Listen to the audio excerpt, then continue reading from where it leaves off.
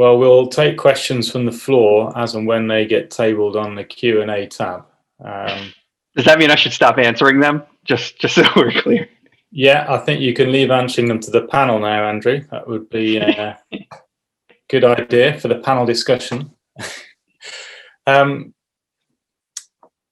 don't we start off with a few questions that I've been thinking about during the course of the afternoon. And perhaps we could just open up with a question about the approach to AI development and the role of supervised learning and ground truth data in the development of these solutions. So,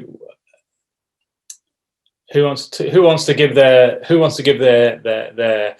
opinion on the value of ground truth data and the level of supervision that's required in order to create a successful algorithm for digital pathology?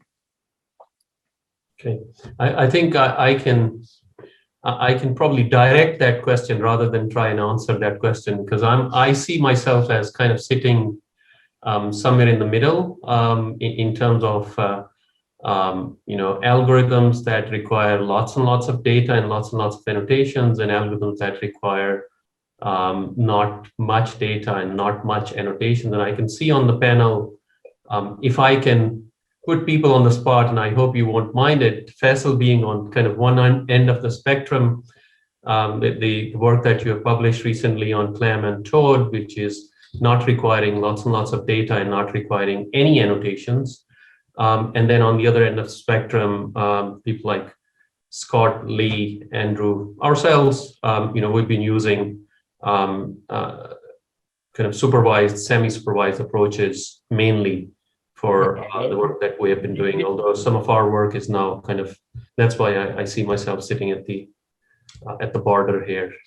Okay, well, you go first then, Nasir, and then we'll go to Faisal, and then... I'm going to ask Faisal and then perhaps Scott and Lee, and then I'll come back. Is that okay? Okay. Faisal, would you like to go first? Yeah, sure. So my opinion is that it kind of depends on the problem that's being targeted, right? So a lot of work that we've done has looked at data efficiency and limited labels or no labels or weakly supervised learning with while being data efficient. And the way this started was from the problem of looking at cancers of unknown primary, where you need lots of data, but for certain disease models you would not have a lot of data available. And if you annotate everything, and you even when dealing with 18 different cancer origins, that like we did in that particular study, if we annotated everything, it amounted to over 30,000 slides, even though each individual class did not have a lot of slides available. So that's how we got started into in sort of looking into weak supervision and data efficiency both at the same time. So sort of trying to break that trade-off. So that was a very particular problem that we wanted to solve. So I think that it really depends on the problem that one is trying to address. If someone wants to build a classifier for a narrow clinical problem, perhaps annotations is the best solution, where you can annotate a few hundred images, and that classifier would work really well. So it really depends on the problem. That's my opinion. Lee, would you like to take a stab at that? Yeah, I mean, I agree with all of that. I think the one thing I would add is that when we do annotations, the end result we have is a classifier that has some degree of explainability. So, often, like in the breast cancer example, the goal was to, classify, detect in every type of tissue region and cell that we would encounter. And then that's not really the last step. If we want to build like a prognostic model, for example, then we're dealing with those elements that have some like semantic meaning. So, in our case, explainability of the end AI product was a big motivation in taking that annotation-rich approach. Scott? Yeah, so in our experience, one of the things that I can add, I agree with everything. So rather than repeat, one of the things that we found is that some of the questions that we asked our annotators to delineate for us in terms of ground truth, they found that the specificity we were asking for is not something that they are familiar with or that they are comfortable with in a lot of cases. So particularly in classes that are sort of ill-defined or they don't have strong boundaries. And so part of when we talk about agreement between annotations or when we talk about variation and variability, we have to keep in mind the fact that we're asking for a level of precision that just is not clinically relevant or not clinically taught. And so in some cases, it's because it doesn't exist. And in some cases, it's because it's really difficult to line up two boundaries on the same tumor type. And so the question of what ground truth actually is and how close to some, Aristotelian ground truth you need to get is sort of an interesting one. And I think it does depend on the problem that you're looking at. Do I need exact delineation of these boundaries, or if I'm trying to decide yes or no chemotherapy for a patient, how close do I need to get to make that decision with a high degree of confidence? And so I think computational pathology sort of tries to get, pixel perfect accuracy, but that in itself has to be defined by the problem that you're going after. Andrew, would you like to chime in, add anything to what's been said? No. I think my colleagues have done an excellent job covering all the. Okay. I've got a follow-up question to my question, and I take it that I get what you're saying. Okay, so the task defines whether you need annotations or not. But the question that's always bemused me is if you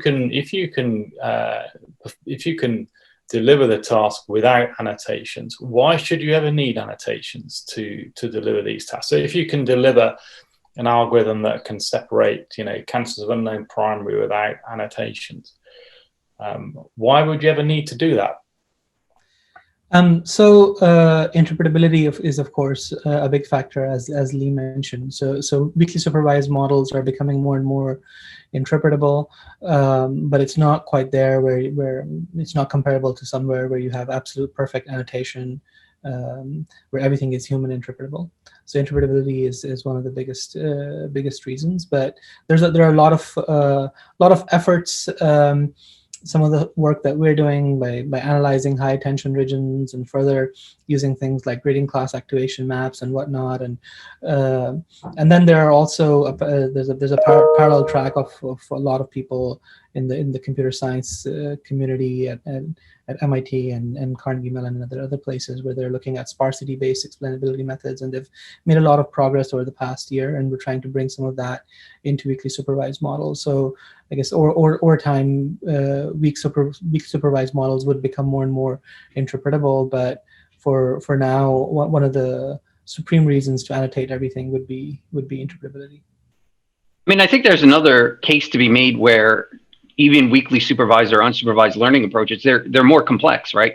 It's an emerging field of computer science and machine learning, and it's hard to do. It's hard to do. It's hard to set up. There's a lot of ways that things can go wrong. And if you go and let's say have a student and you send them on a 8-month-long journey to go and do something that they could have done in 45 minutes if someone just spent 40 minutes annotating something, you're seeing orders of magnitude different in terms of time investment. So maybe, let's say 10 years from now, all the weekly supervised learning stuff will be right out of the box and very easy and trivial, and it will be taught in undergraduate educations. But as of right now, for the resources that you realistically have, I think it's actually kind of naive to say we're going to go and do completely weekly unsupervised learning on these 3,000 images where you can have a pathologist spend even just 10 minutes to say tumor or not tumor and use that to seed the algorithm. You've probably just saved yourself, a few megawatts of electricity for these GPUs just burning down a building trying to converge to this thing, right? At least if you get them a little bit facing in the right direction before trying to search this ginormous space, there's efficiency gains on that front to be gained as well. There you go. There's a lot of these things. Just wanted to add a couple of things to what's been said already. I think my colleagues have covered it quite well already. The way I'm thinking about it is that it's an evolving space, as I think everybody else has said. But the way I'm thinking about it is that that there is this kind of paradigm of top-down learning emerging, and what that means is that you start off with trying to do everything as much unsupervised or weakly supervised as possible, and then once you're confident that that's actually pulling out some interesting areas of the image that are corresponding to your final predictions, you can go in and dig deeper into those areas using some of the supervised methods that you may have used for cell level, for example, or object level, to give that interpretability that everyone's talking about, that the weak supervised methods may not necessarily offer very much of. Okay. I think Faisal wants to add something to that. Yeah, I was gonna say that I completely agree with that. So basically, to publish both of the recent articles that have come out of my group, we had to do exactly that. So to sort of satisfy some of this justified skepticism from the reviewers, that's what we did. We went through a lot of annotations and compared it, how weakly supervised models sort of behave, and in other cases we've used pre-trained models that were trained on large annotation, for example, using HoverNet from Professor Rajput's group, and so I completely agree with that. That's sort of the way forward for weakly supervised models. Okay, thank you all for that. It's good to see that pathologists, as Ksenia has pointed out, are saving the planet. Annotation. So follow-up question, when selecting regions of interest to manually classify machine learning pipeline and training set, what recommendations have you got for choosing the size of that ROI? Should it be bigger or more focused to contain a region of interest? Who wants to take that one? I can kick off if you like, from a pathologist point of view. So I just wanted to echo all the points that have just been made about annotation being task dependent. You need to have this interaction between the engineering and pathology teams to really understand what you're trying to achieve. And so I'm just bringing in the example of prostate, for example. You need to have a think about the level of expertise as well that you need when annotating. Is it just, could a registrar do it? Could a medical student do it? Or do you need somebody with several years of, specialist experience as a consultant to do your annotations? And that's probably appropriate for some studies. And for prostate, sometimes you can't really do it on a very localized level, because prostate pathology is all about architecture. And so if you extract glands even and show them to me, I sometimes would struggle to tell you whether it's benign or malignant, because you need to take the architecture of a whole kind of bigger focus area, containing 5 or 10 glands or whatever to sort of be definitive about whether it's benign or malignant, or you don't even know still. Okay, thank you. Thanks, Claire. Any other comments on that? From just to answer the second part of this question, yes, programs like QPath can automatically generate ROIs of different sizes. And in recent years, a lot of algorithms have looked at multi-scale or looking at multiple sizes. And so when we talk about sizes, a lot of times we talk about spatial resolution and context, and how those two interplay with one another. So there are algorithms that will look at different magnification, spatial resolutions, as well as context. And if you want to generate a data set on disk from a whole slide image that has different magnifications and different ROI sizes, software like QPath can do that. Okay. Another question on the same line is how stringent should the ground truth be from the computational pathologist point of view? How accurate does it need to be? So I think I'll take this one, just because Lucier's laughing. Thanks, Lucia. To do a little personal pitch here. So essentially a good way to think about this is whatever you put into the system, you're going to get out. So if you are training an algorithm to identify regions rather coarsely, and those are your input annotations, you're very likely to train a classifier to produce fairly coarse output, and maybe that's suitable for your use case. On the other hand, if you need very precise annotations, you can't be coarse with them as they come in, because that's what you're going to get out. So you have to then be much more precise in order to kind of get that the classifier to focus at that level of specificity. So the question isn't really just in what level those annotations should be. Those annotations should be matched to a specific use case, because I understand your point here, where it could become very laborious and you realize later that you didn't actually have to be that specific, right? You could have just went and taken a quick box and said, oh, the tumor is right here, and that would have been sufficient for your use case if you're doing just cancer, yes, no, versus sitting there trying to go and manually get in and out of every single crevice and do a perfect stroma epithelium separation. I mean, at that point, it becomes very, very laborious, and maybe you don't need that. So I would suggest to not think about it in terms of quality, but what does that use case actually need? And then how you compare that back to applying a reasonable amount of effort to get a good output. That said, we have developed a tool specifically to help with that, which is called Quick Annotator, and it's open source and publicly released. It's at quickannotator.com, and I can type that in part of the question. And you can look at some of the figures there. And I think the idea of that is that if you're doing this correctly, you should be able to use an algorithm to help you, right? So you start annotating a little bit, and then immediately the algorithm could say, hey, this is already what I know. And then you don't have to go and worry about all of that. Now you're worried about focusing just on the regions that require additional specificity. So by kind of taking that iterative approach, which is what that tool kind of wraps up, where you teach it a little bit, it gives you a result, you improve that result, it comes back and forth. Eventually you end up with something that's very, very, very precise, while at the same time not requiring 1,000 hours of effort. So in our case, we've shown 100 times, that's 2 orders of magnitude speed improvement when annotating cells, and about 40 times speed improvement when trying to annotate things like tubules and epithelial regions, things like that. Okay. Yeah, we're doing a project like that now, where we have the annotators, rather than go in and annotate from the ground up, we show them the results of our currently trained model, and they will edit the results of the model to match what they think it should be. Yeah. And we have this concept that we've been kicking around, which is the School for AI Pathologists, going back to the discussion from earlier. And part of it is, if the AI showed you, if you had a med student that showed you the result that it's getting, would you find that acceptable as their mentor or as their teacher? And that sort of provides a guide for a lot of our annotators to say that it's good enough, or it's not that good, and then they annotate it as they see fit. It's also why a lot of places now require a lot of different versions of an annotation that you can combine, so that you could see where the variability and where the overlap lies. So the bottom line is, talk to your computational pathologist and ask them what level of annotation they need. And the other side of it is, do what you think is reasonable, because that's what the AI is going to try and emulate, just like your med students. Okay.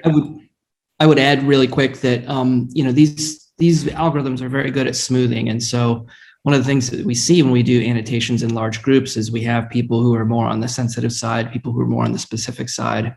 If you feed it all into the algorithm, it's a very analogous to fitting a curve to noisy points, and a lot of times you get a very nice smooth result.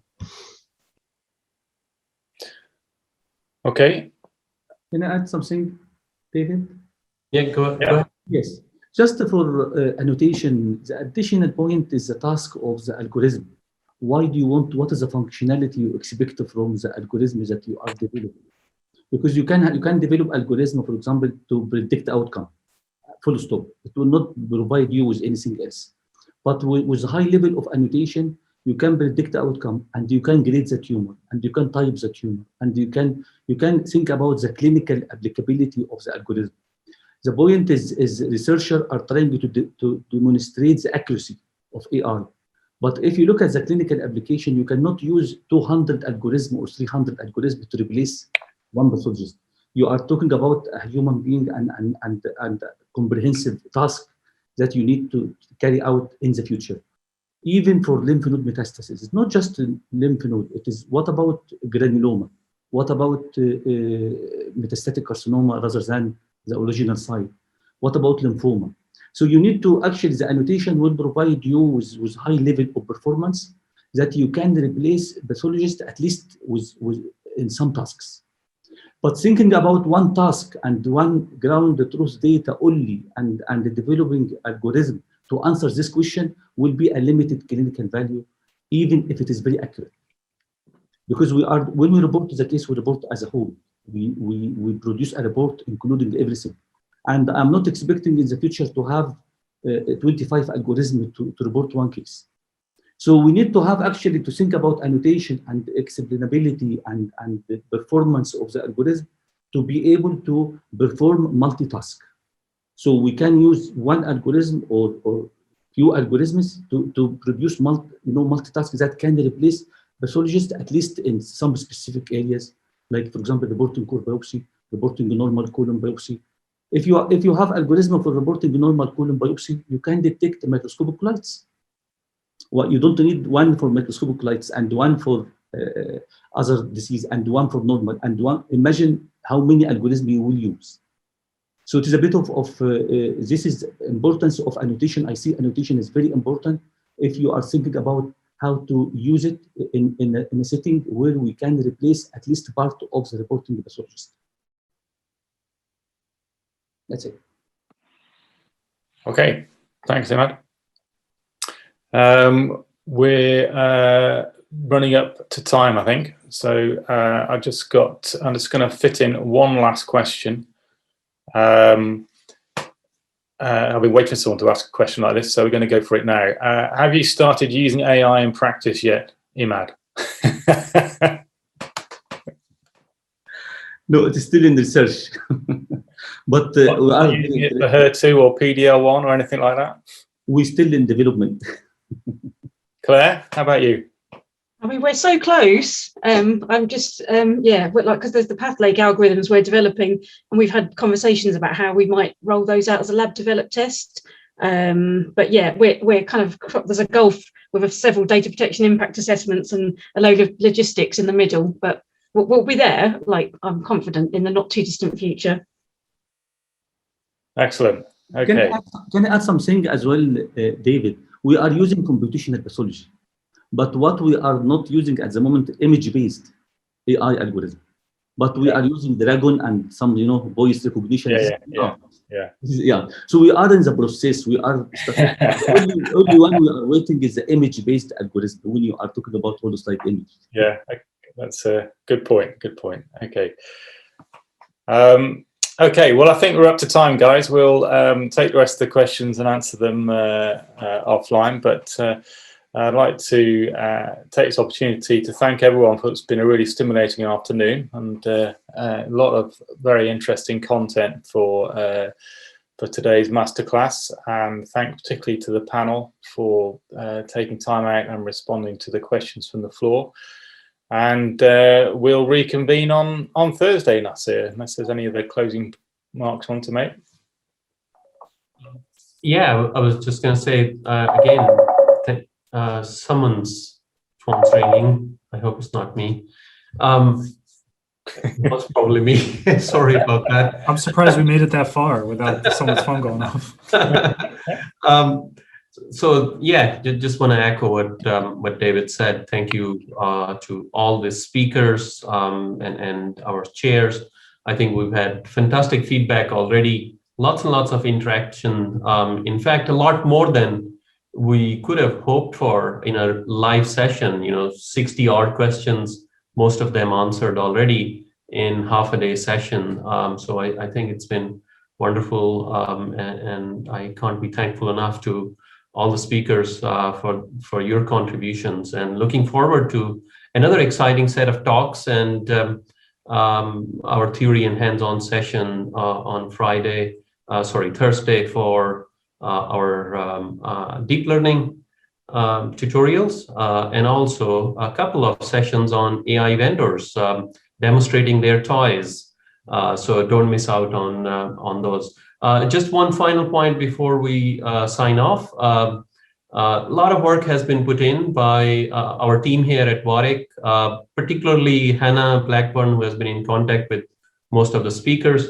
has done a lot of work in the background, and Jonathan Brady done a lot of heavy lifting in the background, and still continues to do.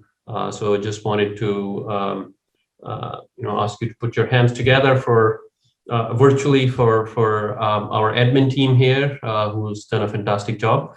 Jonathan is also going to be forwarding an email to you with a link to the form for feedback for today's sessions. So any constructive suggestions that you can make that can help us improve on Thursday's offering, would be very happy to take that into account, but would be very happy to take any feedback on board as much as possible. So thank you again. Have a nice evening and enjoy the rest of your day wherever you are. Thanks, everyone. Cheers. Bye. Thanks so much. Bye. Thanks very much.